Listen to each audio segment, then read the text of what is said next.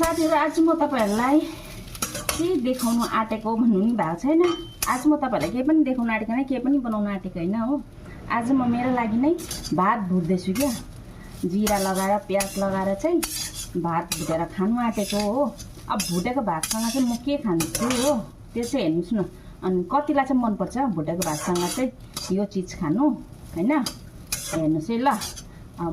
म एक्लै छु नि त आज, म र नानी मात्रै। नानी सुतेको बेला अब मेरो लागि खानाहरु बनाइहाले हो। अन्त चिया पनि रेडी गरेको छु। आज बिहानको चिया खानु पनि पाएको थिइनँ।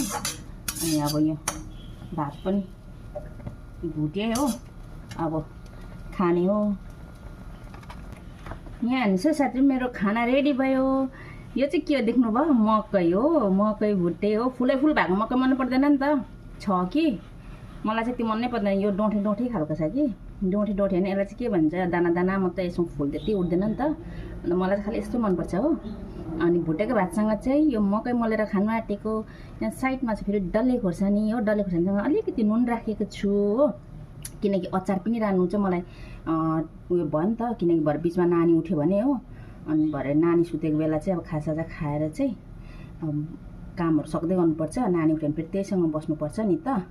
अन्त लु है, अब चाहिँ म खाना खान आँटेकै सबैजना। लु को कोलाई मनपर्छ कमेन्टमा भन्नुहोस् ल।